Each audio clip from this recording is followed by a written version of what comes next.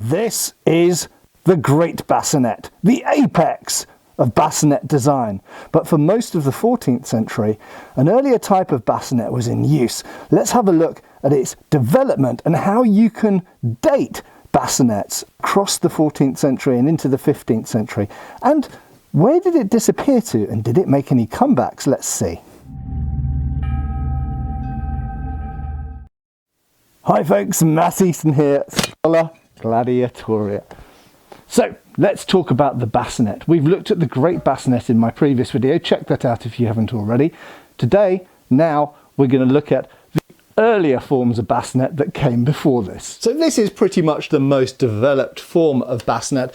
And helmets like this, great bassinets, continued in use in tournament settings through to the 16th century. But by and large, these were pretty much abandoned for battlefield use around 1450, 1460, perhaps with a rare exception. But by and large, these were pretty much replaced by armlets, close helmets and other forms of sallet from about 1450 onwards. So really from about 1405 to 1410 through to about 1450 was the age of the great bassinet. But what came before this? Well, quite simply, it was the bassinet with the aventail. Now, as I mentioned in the previous video, the bassinet comes from something called the chevalier, or essentially the skull cap. Now, originally, this was a form of small, light, rounded helmet that was worn underneath the great helm. Maybe we'll look at that in a future video. If you'd like me to look at that, let's get posting below and maybe we could do a video on great helms, which I don't think I've ever done before in all these years. So let's just limit this to the 14th century. At the beginning of the 14th century, so around 1300, we see these types of globose rounded skull cap essentially. They do have padding, they do have liners inside, but they are either worn over a mail coif or they are worn with an attached aventail. Now, over time, the bassinet, instead of just covering the top of the head, gradually extends down the sides and gets more pointed at the top, or more tall, shall we say, with the aventail attached around on what are called vervails. Now, these vervails are a very clever little invention. They're sort of tubular, or sometimes kind of loop-like constructions attached on the side of the bassinet that enable you to remove and reattach the aventail. Now this is very, very useful for purposes of repair or indeed cleaning, all sorts of other reasons. Now it's probably the case that even in this period in the early 14th century, some bassinets were probably simply worn over the top of a mail coif. So there were various different interactions between the mail and the bassinet, but by and large, by the time we get to about the middle of the 14th century, it was very, very common, very, very normal to have the mail attached via a leather or fabric edging to the sides of the bassinet. Now at this time, confusingly, there are essentially two sort of developing families of bassinets. On one hand, there's the bassinet which is still worn under the great helm, and in fact we still sometimes see the bassinet worn under the great helm a lot until about 1350. After that point, it becomes increasingly less common that that's the case, and the great helm, by and large, by about the 1370s, 1380s, had, except for specific tournament and jousting uses, where it continued all the way through to the 16th century, pretty much passed out of mainstream battlefield use. Again, there might be isolated examples you can find in art or written records, but by and large, the bassinet started to become a standalone helmet. Now, when you have a standalone helmet, when you're no longer putting a great helm over the top of the bassinet, it becomes important, at least for some people, to have face protection because you don't have the great helm performing that task. So the earlier bassinets were open-faced, globular helmets, egg-shaped helmets in many cases, that went on top of the head with mail down the side, and they had an open face. And in fact, going all the way through the 14th century, there were still apparently some knights, some soldiers who preferred this open-faced helmet. Obviously, the advantages of having an open-faced helmet is greater breathing, sight, communications, everything else. It's a lot more practical for day-to-day life. However, when you're going into an arrow storm or when you're jousting or anything like this, you need face protection. Okay, so they started to develop visors at the beginning of the 14th century, even really at the end of the 13th century, for bassinets. and these were for wearing obviously without a great helm, because you can't put a great helm over a bassinet which has a visor attached to it. But just to confuse things even further, it doesn't always mean that a bassinet with a visor equals never wearing great helm, because many of these visors were removable, and it's a common feature we see throughout the bassinet's history that visors are often removable from the helmet. And you will notice just on the side here we have got these attachment points with a pin in here. Now it's quite stiff, so I can't do it with hands, I'll need pliers, but that pin pulls out, and I actually have alternative visors for this, or indeed you can just leave the visor off and have an open face helmet. And this was the case from really early on in the bassinet's development in the 14th century. So it seems likely that in some cases people with visored bassinets were either wanted to be able to remove the visor and not have the visor on some of the time, or they wanted to do that because they wanted to put the great helm over the bassinet still, possibly. This is all conjecture. Right, so the nature of these visors, well, it's very interesting. In fact, we find two main types of visor which we see in the early 14th century coupled with bassinets. One type, let's put this heavy great bassinet down for a second, one type is quite rounded and small. Not that dissimilar to a later sallet visor, but protecting more of the face. And this is almost certainly what becomes, or rather is related to, the clap visor style of visor. These are quite small, quite close fitting, quite close to the face. In most of Europe attached at the side, pivoting at the side, and removable with those pins, but with a clap visor pivoting at the middle of the forehead, but also in many cases removable. They actually have a sort of turnkey type arrangement. So in both cases they're removable visors. They can be attached at different points, but they're quite small, rounded and close fitting to the face.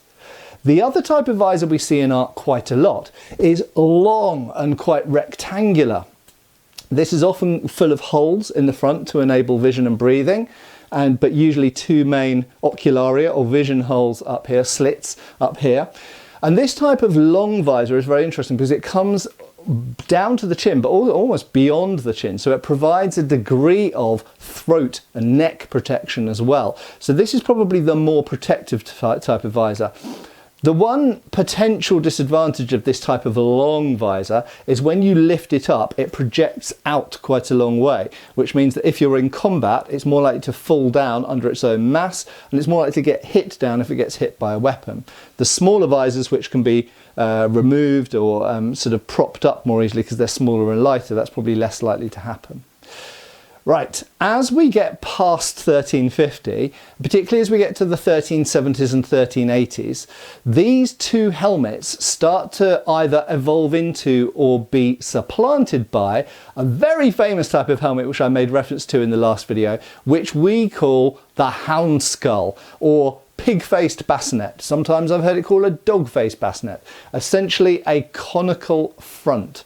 Now, this is a great design. You'll notice that in vertical protection from brow to chin, it covers the whole front of the face, and it even comes quite low down on the aventail. So it provides a degree of protection akin to a bever or gorget in terms of lances or arrows coming in frontally.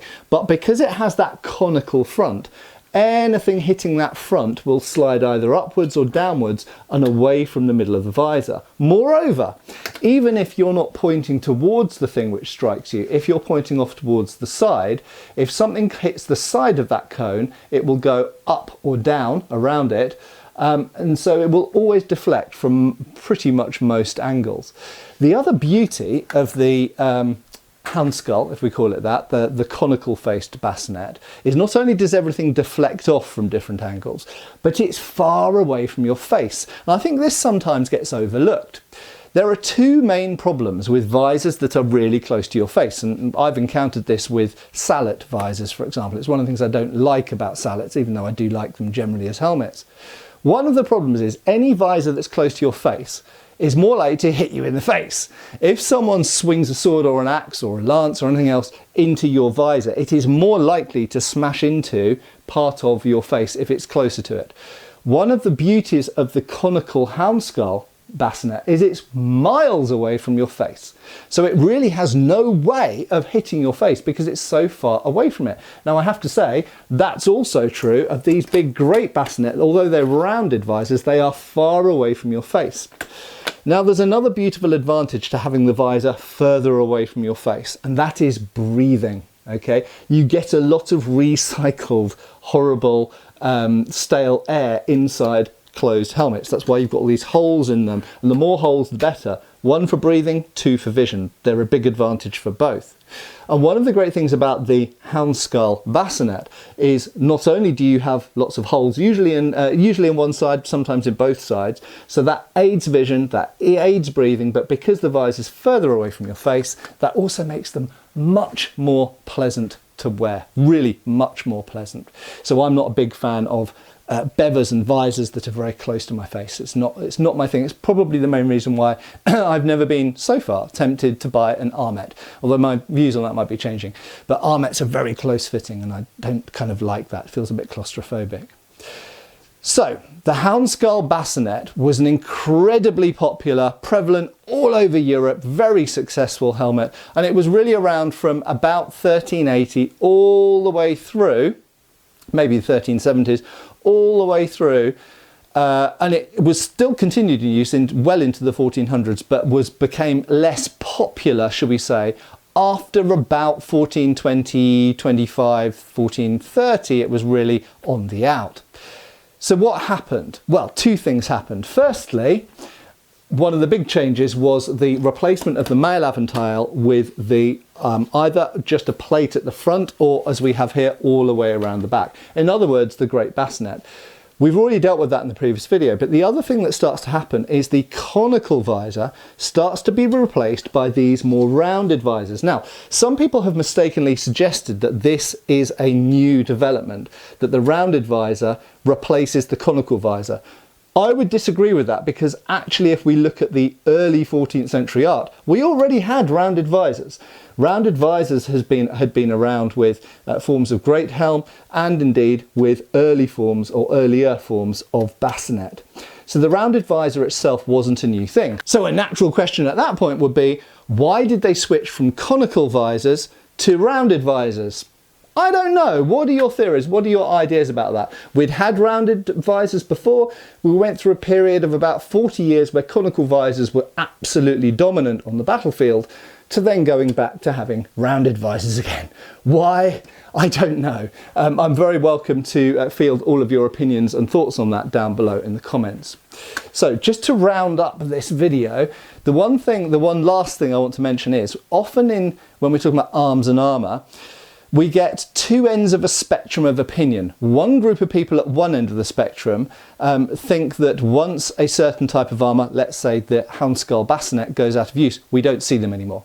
Okay, so it's like, it's obsolete, it's gone, we never see them again. That's one end of the spectrum. The other end of the spectrum are people who think that armour was around for decades and decades and decades and would have been handed down from father to son, from father to son. Okay, both of those extremes, generally speaking, are wrong. Okay, on one hand, some armour was passed down and persisted in use. But on the other hand, armour was incredibly prone to fashion changes and development, evolution. So, by and large, we can look at a piece of art from the 1330s and distinguish it particularly from the 1320s and 1330s actually, and distinguish it from art from the 1340s based pretty much entirely on the armour. Okay, so just in one decade, a lot of things changed in armour, including in bassinets. The bassinets we see in the 1380s are very distinctive from the bassinets we see in the 1350s. Okay, so people did update their armour, and someone who was a knight, for example, in the 100 Years' War or whichever wars, Hussite wars, very often you would see the armour they had at the beginning might not be the same style of armour they have at the end of their career. It might be a completely different armour, and in that time they may have had 3 or 4 different armours. So indeed, armour can be very specifically dated. But we must also remember that some, not very often, but some old pieces of armour did persist and did remain around. So for example, we do know great bassinets that were made probably in the 1480s that were updated and still being used for tournaments in Henry VIII's time, let's say in 1510, 30 years later. And equally, we've got some great examples of hound skull bassinets, which would have been quite out of date and may have originally been made, let's say in 1390 or 1400, still appearing in art in the later 1400s, maybe 30, 40, 50 years later. And sometimes that can be artistic reasons, showing something that is old, archaic, obsolete, in some cases even foreign, or it can literally just be because that old piece of armour was still in use. And everybody else may have made jokes about, you know, Jack with his old bassinet. Oh, that was his grandfather's, don't you know? It might have been something that happened, but it would have been probably relatively unusual.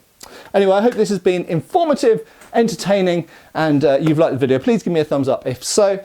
I hope I'll see you down in the comments, and I hope to see you back on the channel really soon. Cheers for watching, folks. Thanks for watching. We've got extra videos on Patreon. Please give our Facebook a like and subscribe if you haven't already. Cheers, folks.